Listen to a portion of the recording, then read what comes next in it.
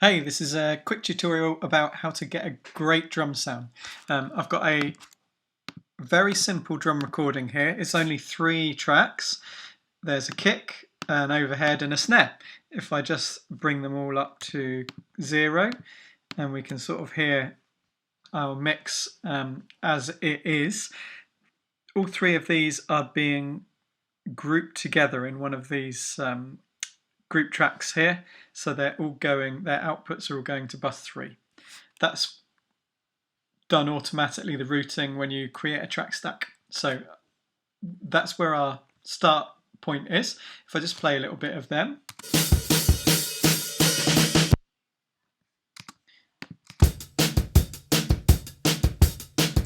So that gives you a little bit of a flavour of what it sounds like. Very simple. The kick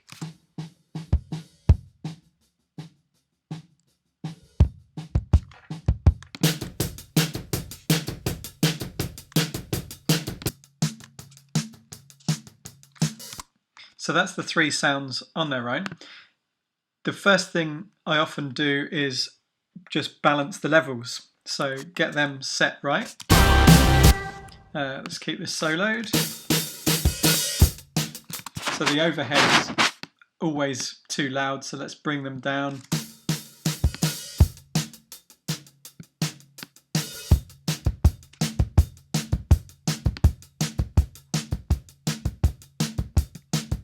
They're sitting about right. Work quickly as always, so that's good enough to start off with. First thing I notice is that the kick drum is quite lumpy, meaning it's got quite a lot of boxy low mids in it. If I have that soloed, and if I put an EQ on there and boost those problem frequencies, they're usually between 200 and 500, so let's boost them up. So you know what that sound is, what I'm talking about. It's that clunky sort of.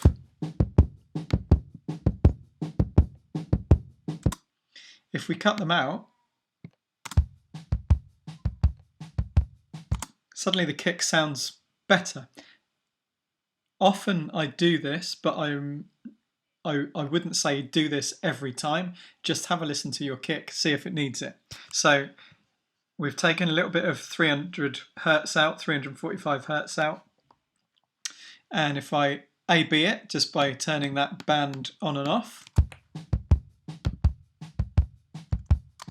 it sounds better. The apparent bass is increased. It's a strange thing, but remember, EQing is often a bit like a seesaw, and it's often relative to what else is happening. If you reduce some problem frequencies, the perceived level of the other frequencies is often enhanced, so it kind of sounds like it's more bassy. So I'm going to leave that now and move on. Let's have a look at the overhead. Just alt-click on the solo to disable one and enable the other.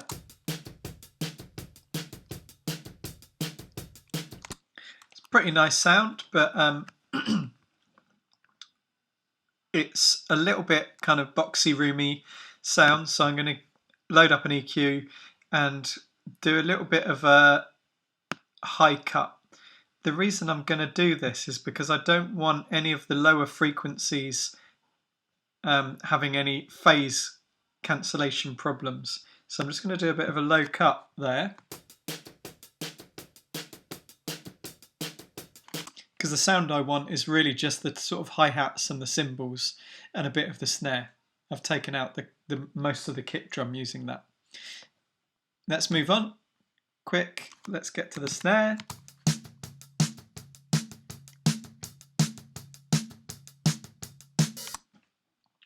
It's not sounding bad actually. It's got perhaps a little bit too much low end. We'll come back to that though, I think. Because the 2 main ingredients for getting a good drum sound are heavy compression and a reverb. Let's look at reverb first. This drum bus is very dry sounding. There's no room mics. So let's make a fake room. Let's send these 3 to a bus. I'm going to choose the next available bus, bus 16. So sent them to bus 16. Let's go over to bus 16 and let's call this drum room verb. And on this, we want to get some kind of reverb that gives us the sound of the drums in a room. Let's first off choose one of Logic's reverbs. Chroma Verb is a really nice one, and it defaults to a room setting. Let's just have a listen to this. I'm going to send a bit of the snare drum to it to see how that sounds. So if I can get that to one side, there's the snare drum. Let's turn this up a bit.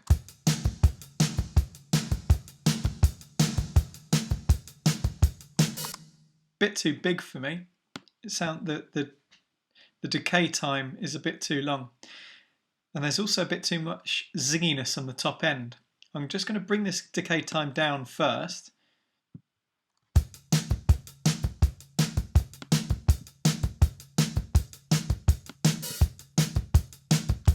That sounds better. It's less reverby, more of a room. Chroma Verb is really nice and easy to use because it has this graphical EQ. So I'm going to grab some of this top end and pull it down a bit. That sounds better. Do you notice the difference between the zingy top end, and it's also gone back to 1 second decay time there.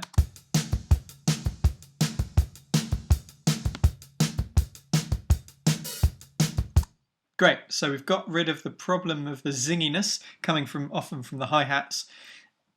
It creates too much splashiness. You get more of a chunky room sound by reducing some of that top end. And also we reduce the decay length to a half a second. Makes it sound much more like a room. That's pretty good. I might add a little bit of that to all of the sounds, even the kick, because I want it to sound like it's in a room. Probably a little bit more on the snare.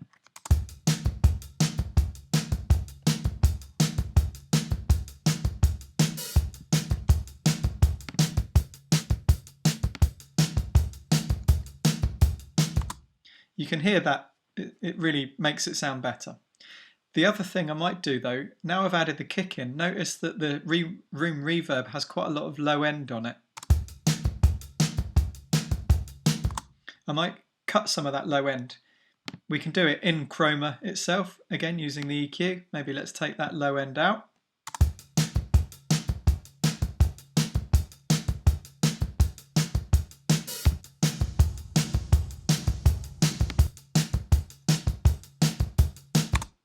Better. Chroma is great for that.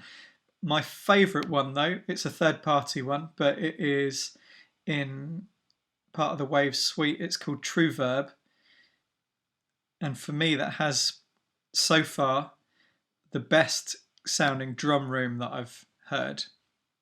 There's a bunch of presets, and it's this snare trap that I really like the sound of.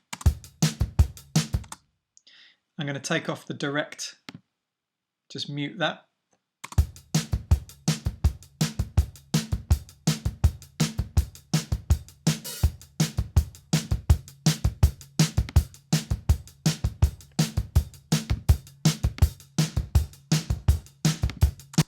Chroma is quite bright compared to True Verb. I really like True Verb.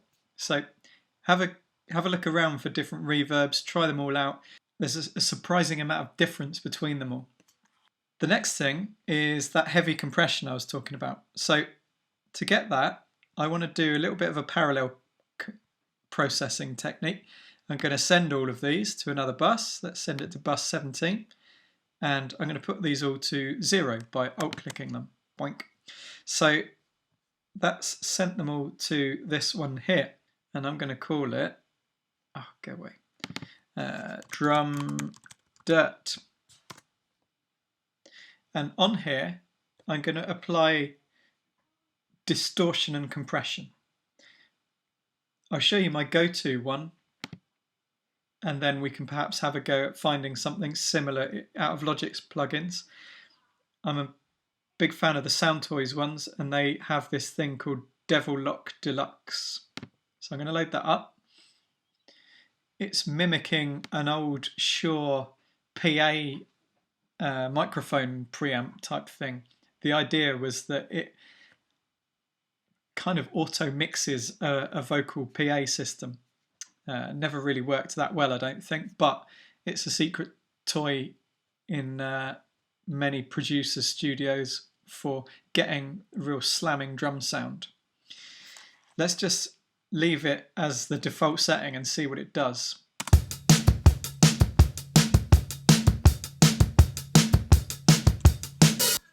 And if I mute it,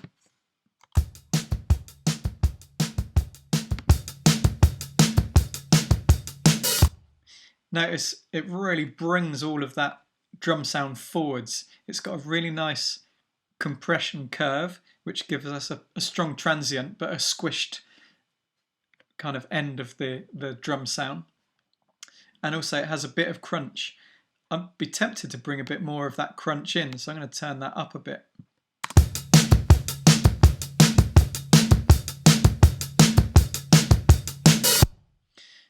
Sounded good to me. We could, of course, send a bit of the verb to that. Because it's on a send, we're flexible and we can do that. So maybe let's send a bit of the drum reverb there, true verb, to Devil Lock and hear what it does.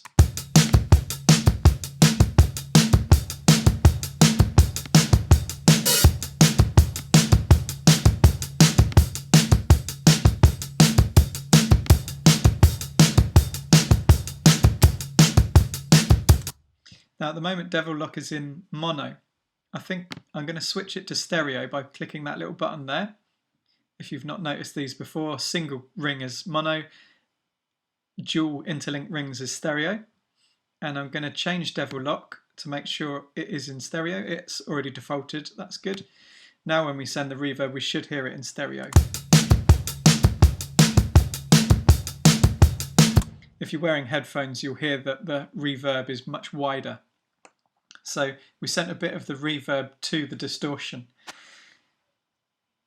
If I close that, what I'd like these to be is part of the drum sound.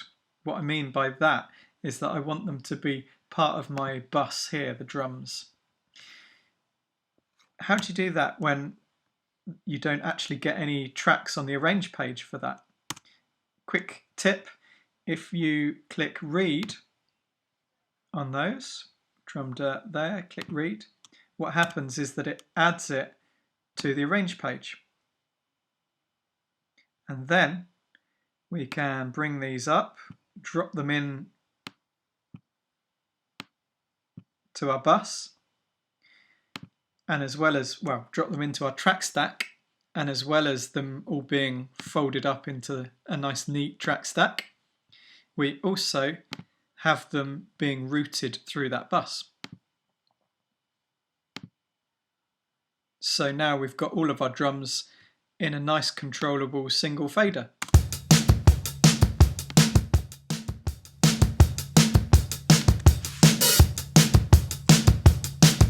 And we can control how much we want of the dirt, how much of the verb.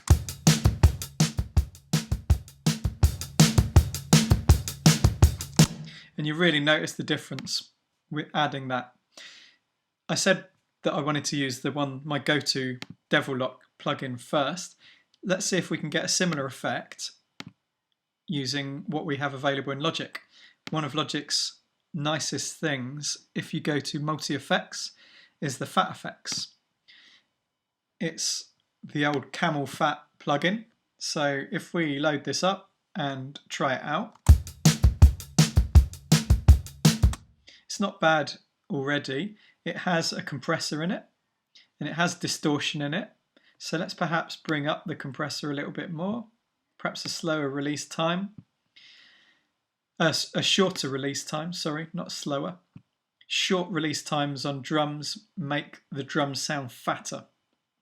So shortening that, because what happens is that it ducks down on the transient and then turns the volume up on the tail of the drum, so you get more room reverb, more resonance, the drums sound bigger. And let's put a bit more distortion in there, a bit of soft saturation and maybe a bit of vary drive.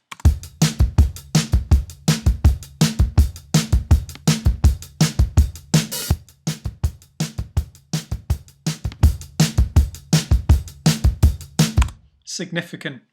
It's as good as Devil Lock. Again, I'm not one to say go out and buy all these plugins. We've got everything you need in Logic, and they can be as good. I just kind of like the quickness and the knowledge that just chuck Devil Lock on and it always does the job. The one thing about Fat Effects for me is that it's boosting the bass a bit too much. It has this filter at the beginning of it, and the default setting is that it has 35% low and high resonance. That's kind of boosting the low end and the high end. So I'm just going to reduce that a bit, maybe down to 20. Let's have a listen.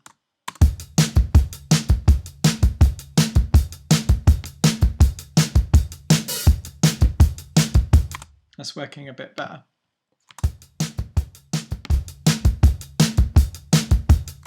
Bit loud, so let's bring the fader down. I might be tempted to go even further with that. I think I'm going to bring up that drive. What kind of drives have we got? Perhaps let's get tube distortion.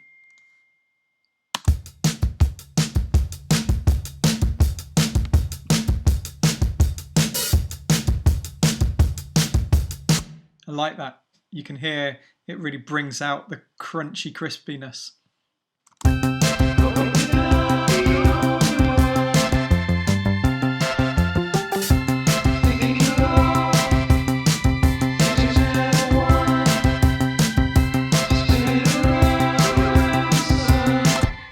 It really helps that drum punch through. Finally, you may want to add a little bit of compression on the bus itself. Sometimes that helps to bring the transients out on it. I'm pretty happy with that. I don't think I would. But as an example, what we might do on that bus is use some kind of compressor that boosts the punchiness of those drums. If we load up Logic's compressor, and if we get the Studio FET, and if we have a very fast, take it off auto, very fast release, slightly slower attack, turn on a little bit of saturation if we want it, turn off auto gain, so we've got manual control over this to hear what it does. Let's adjust the threshold down until we start to see something in this region here.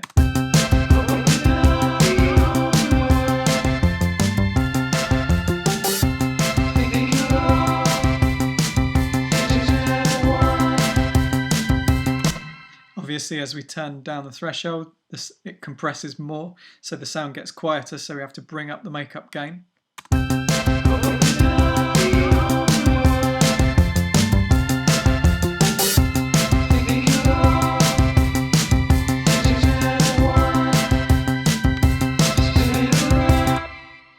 When we A/B it, it's important to match the levels. It's a bit louder, so immediately it sounds better. Let's drop it down a touch.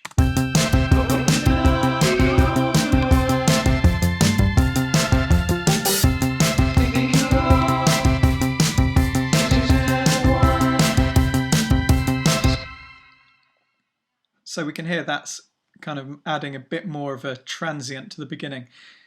I'll show you how you can shape the transient using the attack setting. A very quick attack is going to shave all of that transient off, so we're not going to hear any of the punch. Notice how the drums become a bit blurred and in the background. As we slow the attack down, more of the spike gets through before the compressor acts on it.